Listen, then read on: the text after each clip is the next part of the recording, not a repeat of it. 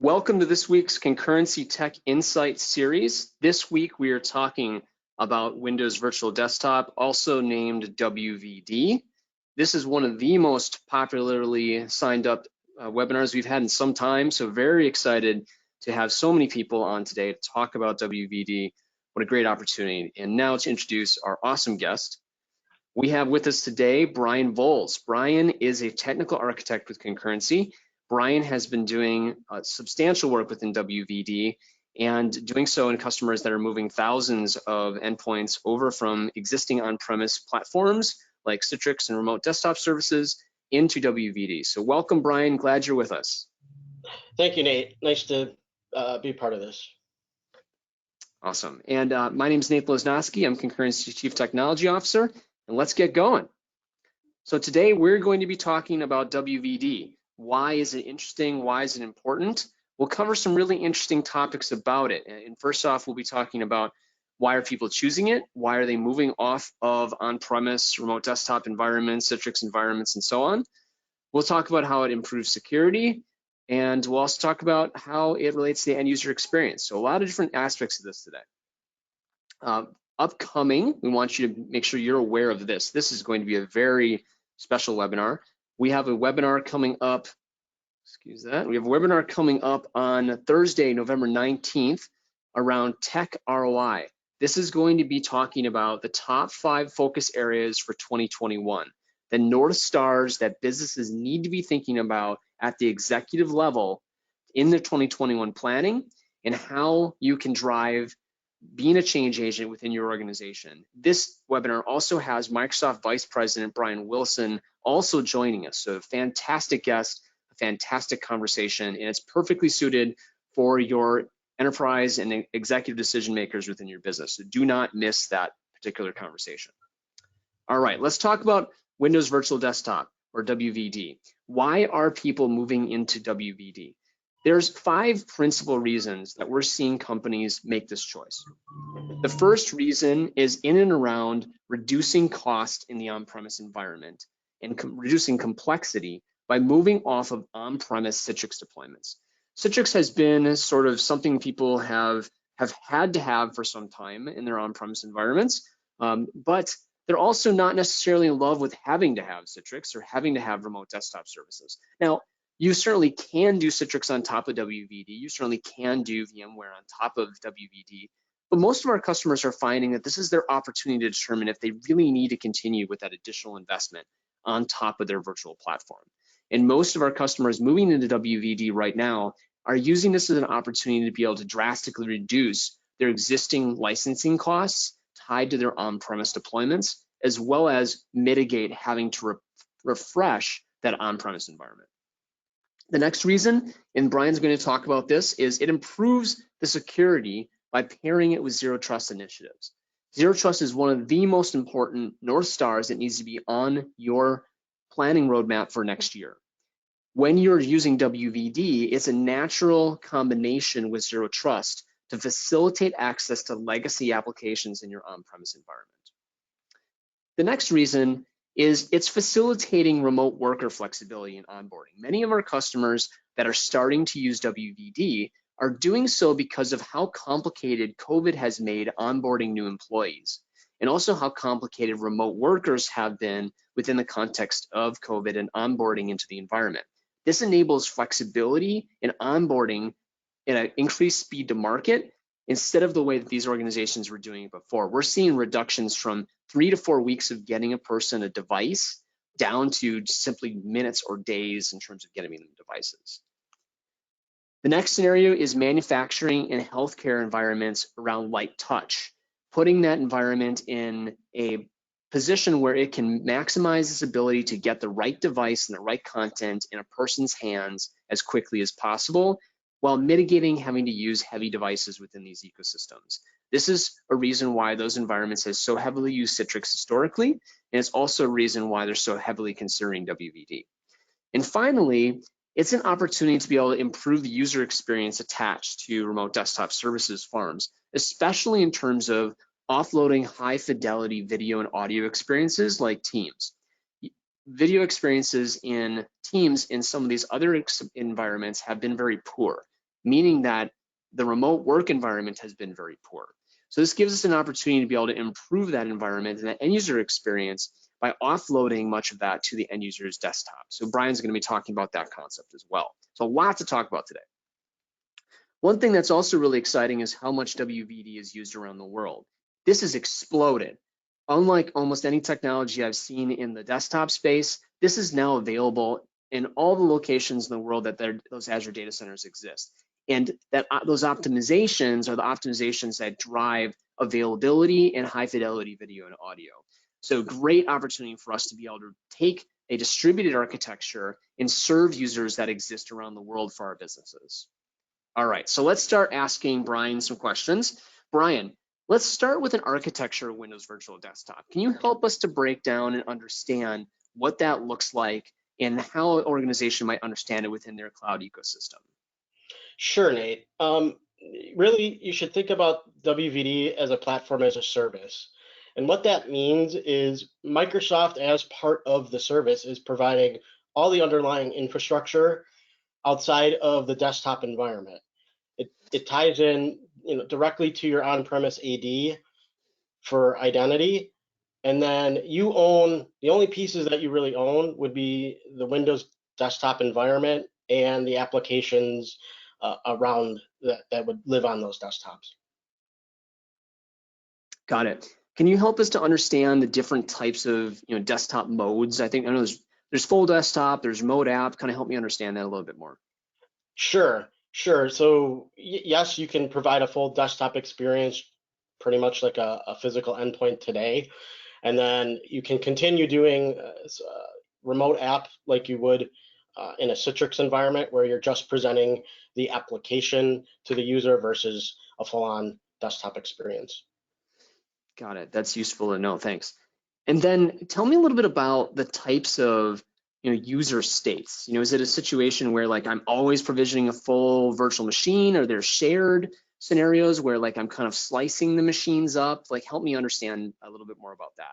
So one of the value props that Microsoft, has brought to the table with this solution is Windows 10 multi-session, which allows you to stack, for lack of a better word, users on top of the same Windows installation, which at the end of the day is going to save you on consumption costs and the amount of things that you have to support and patch. But you can still use personal desktops like a one-to-one relationship, just like you would issue someone a PC as well. Got it. So you could kind of do both. You could either say, hey, here's a full personal desktop or a reserved desktop, or you could kind of start slicing up desktops so I can have a piece of it and reduce my consumption. And the key point being, if they're on a shared desktop, a user doesn't know it, it's seamless to them. It looks like their full desktop. Yeah, good point. Good point.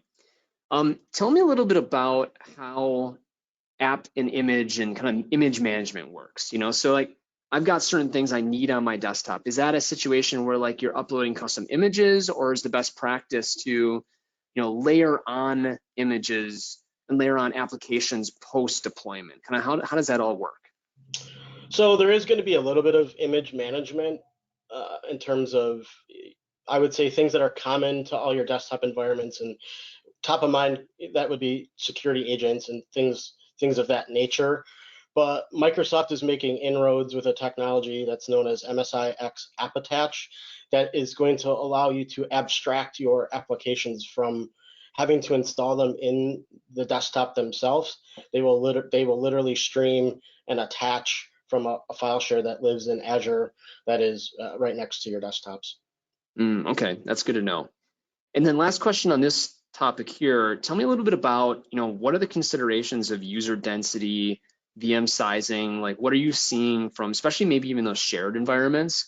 How are companies deciding what those sizes look like and engaging it and scaling it? Well, Microsoft has some good guidance around that. If you look in the WVD MS Docs, typically what in the case of the multi-session where you're piling the same users on a number of desktops, it becomes an equation of the number of virtual CPUs to a number of users based on workload. So like a light, medium, and high, which is a little bit subjective, and that's going to be a little different between organizations. But that's kind of where people are starting, and then you monitor it, and you can always scale up, scale down based on what you find. Awesome, awesome. All right, so let's talk a little about the endpoint question. I know there's a diverse set of different types of endpoints that you could use to access Windows Virtual Desktop. Can you talk about some of the endpoints that you're seeing both in the desktop, laptop, zero trust space, as well as through to maybe the thin client remote device space? Sure. So Microsoft is providing a client for pretty much any mainstream platform out there, be it obviously Windows would be their first, but they support Mac OS, they support iOS, they support Android. They are starting to fold in some support for Linux-based thin clients as well, which is, we see that a lot in the manufacturing space. And they also do support native HTML5 through a web browser. Awesome, awesome. All right, so let's talk about kind of the elephant in the room, which is it's interesting because I know that it is supported to run Citrix on WVD as well as VMware, but why are companies moving off of Citrix environments into WVD? What's causing that? What's the experiences that you're seeing as they make that move? Basically, what the patterns that we're seeing is that a lot of these Citrix environments or RDS environments are age, and they're hitting that point where they either need to expand capacity because of COVID, or it's age and it needs to be replaced. And rather than make that capital expenditure, they're looking at WVD because there really is no upfront costs.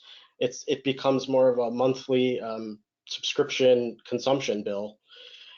So it frees you of having to invest in infrastructure and support the infrastructure, as well as those licensing and maintenance costs. Feels like the obvious benefit is you can shut down VMs when you're not using them. During the day, you may have a bunch of users who are remoting in or using the platform, and maybe a different period of time, you don't have as many, you can shut them off. It seemed like that would be a huge cost reduction. Absolutely, Nate. Yes, they do include some native auto scaling tools that will spin desktops up or down, based on demand or time of day. So it's not something you see in some of those other tools necessarily. What are you seeing in terms of the multi-session sort of relationship coming into play here versus what people might have experienced with like their on-premise RDS farms? Well, it seems that's where everybody's starting, is the multi-session, because that's really going to help you keep your costs down in terms of monthly consumption. It seems to be working out pretty well. In terms of like comparing it to RDS, you can use it both. You can use it both ways, and you can use it to provide a full desktop experience, or just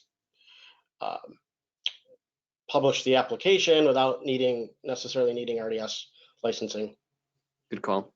The patching management, how does that work in this scenario? Are you patching the Windows endpoints? Are those patched for you? How does that fit in? You can leverage Azure Patch, which is native, obviously, to Azure, to patch your desktops, as well as if you have on-premise tools like SCCM or one of their competitors, you can use those to patch the desktops as well. Okay, good to know. All right, so let's talk a little bit about the security equation. I'm seeing a lot of customers are jumping on this because of security. Why don't we start by talking about it in the context of zero trust, and maybe Brian, can you kind of define the ideas of zero trust for us in relationship to this? Sure. Well, conceptually, it's basically you trust nothing and validate everything. And natively, because it's an Azure solution, you can use things like conditional access and multi-factor authentication to allow access to the resources, and as well as all sign-ins and all your traffic is logged natively in Azure. So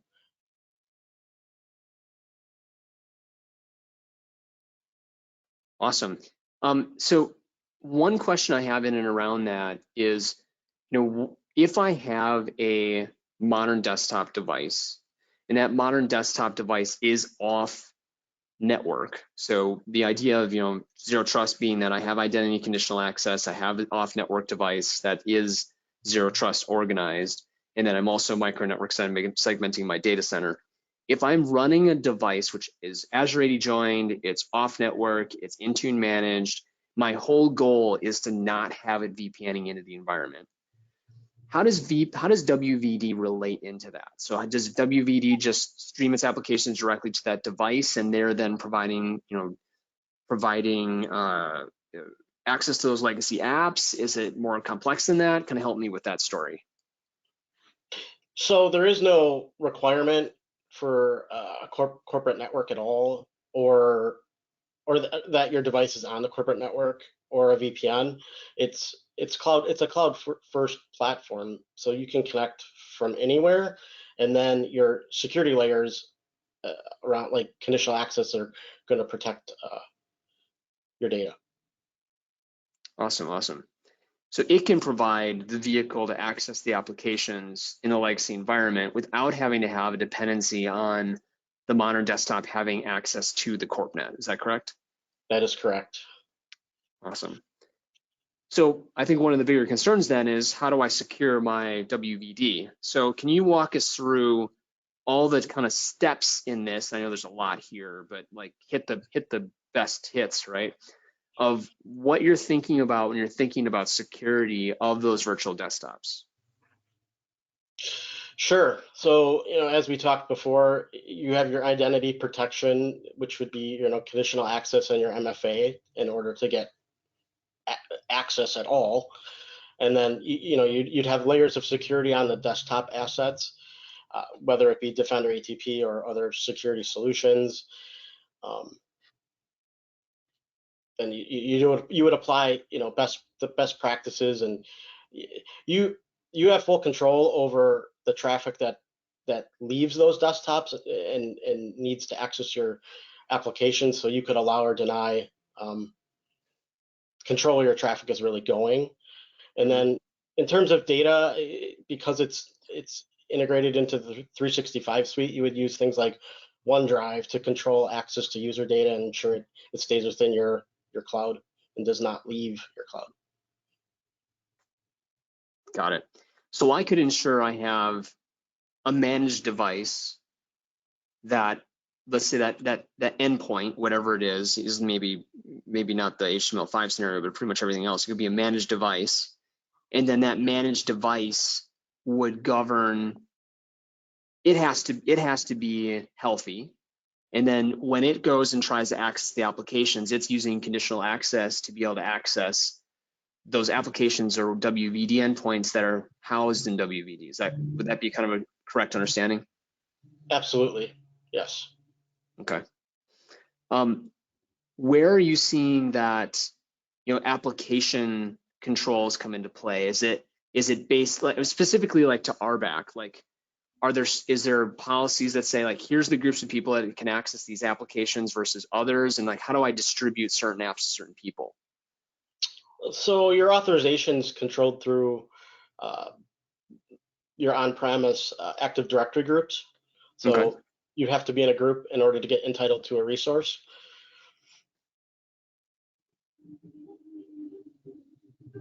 Got it. So you would place a set of users within an on-premise Active Directory group, and that would facilitate what applications they gain access to? Yes, desktops as well. Same story. Mm-hmm. Okay. Well, that's easy, or somewhat easy. Okay, so then what about how does this get exposed to the desktop? Is it an agent? Is it the remote desktop endpoint that's available and I can hit from the internet? Is it, it's proxy? Kind of walk through like exactly how that works. Sure. So it's leveraging what's known as Azure Front Door, which is globally load balanced. In theory, your endpoint will always connect to the closest, for lack of a better term, gateway in Azure, and that traffic is reverse proxied. So it doesn't. There is no inbound traffic that needs to be opened. It's just going to be reverse proxied in, and that ensures that only that traffic is getting into your desktops and your application resources. Got it. Okay, so let's hit something that's really, you were telling me about something really interesting the other day, and I would love for you to kind of talk about it here, which is the benefits to the end user experience over RDS. And in particular, you were talking a little bit about Teams and some of the aspects of that. So can you kind of cover some of those benefits for us from an end user experience standpoint? Sure. I would say, the biggest benefit is that modern applications like Office Pro Plus have traditionally been a little bit of a challenge in an RDS environment. You kind of have to bend and twist them a little bit to get to work. Well, with WVD, there's native integrations, and the big win there is OneDrive. You get to help control the flow of user data, but as well as Teams in a unified communication capability that traditionally that kind of fell over. There are native optimizations for Teams to allow full video and full voice experience from within a Windows virtual desktop. So unlike what I probably experienced in RDS or legacy on-premise environments where my unified communications experience was pretty choppy or poor or just didn't really work exactly how I wanted it to, this is a much more native experience and feels for the user like they're not operating in remote scenarios, that they're actually getting like a full fidelity experience. Is that your Correct. experience too? Correct. Video and voice, which is pretty unheard of in a virtual environment. Awesome. And then there's a little difference in how you connect to the environment, right? RDS kind of functions a little differently than WVD. Can you just kind of explain like how does, I mean, you touched on it earlier in terms of how WVD works, but it's a true reverse proxy, right? It's not like exposing it straight up to the internet. It's actually providing a much more safe vehicle to access those internal applications. Exactly. Yes. I think we did touch on it a little bit before, but there is no inbound traffic requirements. It just kind of works over native 443, and it allows you to again connect from anywhere, and it's gonna send you to the lowest latency entry point and provide you a pretty good experience. We've seen actually on some of the projects that I'm working on, traditionally with RDS, if you have a large company that has a global footprint, once you get over the pond, these virtual solutions would have a known latency, and it's a bad experience. We've seen great improvements with that with WVD in areas that were previously pretty much no go for a Citrix or an RDS coming over the That's pond. Pretty that's right. exciting. Why is that? Is that because of front door? Yes, that's mainly it. It's without getting too technical, it's going to route you to the closest entry point, and then they're doing some magic inside of Azure to get you to your resources while reducing latency. Yeah, and you definitely have experience with that. I mean, you've worked in some environments that are pretty global in nature. So I think you've seen the good, bad, and the ugly on that story, right? Yeah, latency is always the enemy on these types of solutions.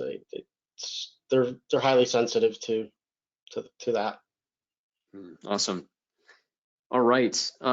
So let's talk a little bit about what getting started looks like. I think what we're seeing is there's maybe four main steps. First is education. I think this is sort of an example of that education, but getting more education on Windows Virtual Desktop, understanding what an organization is doing with their on-premise environment today, whether they're using something like RDS or Citrix, or they're using nothing and they're just looking at WVD as an opportunity to really get a lot better. That we've seen is kind of a really solid first next step. Then moving into a pilot and getting it off the ground, and I know that's how some of your initial projects have run, Brian, and then moving into full implementations that delivers the ROI. What have been your experiences in these stages? That's a good question, Nate. They're kind of all over the board, but for what we're seeing, we can really quickly spin up that pilot. It doesn't take a lot as long as you have your known requirements up front. We can usually get that going in a matter of days. And generally, those pilots, it's really not hard once you have a feel for it to transition those to a full production environment. Got it. All right, we have a couple questions, Brian. So I know we're kind of getting to the end here, but I think we have some opportunity to answer a couple questions. Sure. So one of the questions that we have is, what does WVD do to my Microsoft licensing costs? And I know that was in one of our slides earlier, but can you touch on just a little bit about the relationship between WVD and a licensing scenario? Sure. So the beauty of WVD is that there is no additional licensing required if you are already a 365 customer. Really, to be entitled from a license standpoint, all you really need is a Windows 10 enterprise license assigned to any user that's going to use a WVD resource. And there are many different ways to get those, whether it be, the M or the A's or the, even if you're still on an enterprise agreement with software assurance, it's just, the thing you need to, and the thing that you need to care about is just making sure the user has a Windows 10 enterprise license. And then obviously, if you're going to use Office inside this environment, they would need to be licensed for that as well. Good question. All right, the next question is, are you able to ensure that data does not come from restricted locations? And I think if I'm interpreting that correctly, they're asking, once I have access to the CorpNet, and there's data that I'm accessing, how do I make sure that people don't have access to it? I guess my thoughts on that is probably the same domain control that you have when you're accessing it from a desktop in general. I am accessing data. That data should have constraints around who can access it and how they can access it. The best vehicle for that, in my opinion, is Microsoft Information Protection. You're wrapping the data with a wrapper that allows you to apply conditional access to it. So that's sort of how I think about it. Do you have any other takes on that, Brian? I mean, I kind of agree with you, Nate. I mean, it really boils down to the basic concepts of making sure that you're controlling access to the data. If they need it, they need it. I mean, there's ways that you can prevent it from leaving the desktop environment. I mean, really, the recommendation is to leverage OneDrive, and that really ensures your data stays within your cloud. Okay. Next question is, wow, we're getting a lot of questions. We may need to take some of these post end here, but how does the user profile work when you have shared desktops?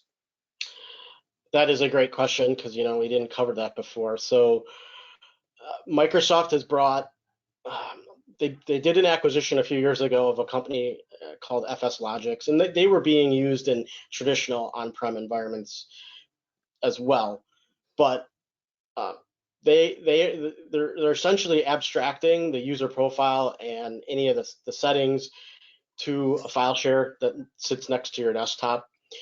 That way, to the user, it looks like it's always their desktop. Their profile follows them around.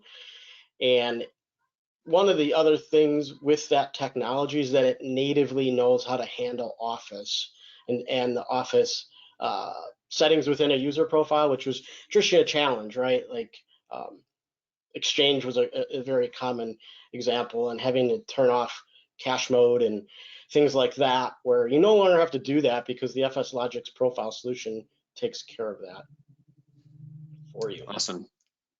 Thanks for that, Brian. Another question here is, the biggest challenge with supporting remote endpoints is keeping them healthy state using SCCM, even when leveraging Cloud Managed Gateway. Doesn't sound like this really improves that challenge at all, does it? I guess my answer to that would be, you have an endpoint that you are going to be using to access the WVD environment, you will need to ensure that that endpoint is healthy. It should be a managed endpoint in most cases. I would not recommend unmanaged endpoints being the primary vehicle to access WVD, just because you never know what's on those devices. So managing them is important. We're seeing more companies move over to native Intune-based modern devices versus having to use SCCM, but SCCM certainly continues to be an option. So I think that's more about the modern desktop move than it is about necessarily just a WVD. Last question was, oh, go ahead, Brian. Do you have a similar take on that too? Well, I was just wondering if maybe they were worried about keeping the WVD resources up to date with patches inside of WVD. And as I stated, the recommendation before would be leverage things like Azure Patch, and you can patch them directly from Azure based on a schedule. You don't necessarily have to rely on SCCM. If you want to use SCCM, you're more than welcome to. It would be just another CM resource, or if you wanted to use other patching mechanisms, you can do the same thing. Cool. All right. Well, we have hit our end of our time, so I want to make sure that we are wrapping up here. So thank you to Brian. We want to make sure that we take that next step motion and we do it one-on-one with you to talk about how WVD can be part of your equation in your organization. We will invest in education with your team. We will answer detailed questions, even more detailed than we're talking about today, to make sure that this is something that makes sense for your organization. We can talk about this in the context of where Citrix or VMware have or could continue to fit in or won't fit in. And we can also do it in something that is that's not only educational, but also something that helps plan out your North Star for 2021. So please take advantage of that. You will get a survey when you close this webinar today. Please indicate if you're interested in taking that next step, because we would love to take it with you. Also, join our webinar in 2 weeks. This is going to be fantastic. We have an awesome guest. Brian Wilson is the VP for the entire Midwest District of Microsoft. He is going to be a great guest to talk about planning for 2021. Do not miss that conversation. Also hit our concurrency blog and videos. We will have a recording of this webinar afterward for anyone who wants to have it. And certainly Brian has been active on that blog as well. So again, big thanks to Brian for all of his content today, answering these detailed questions. And also thank you for all of you for joining us this week. We will see you in 2 weeks for our Planning 2021 executive briefing. Have a great day.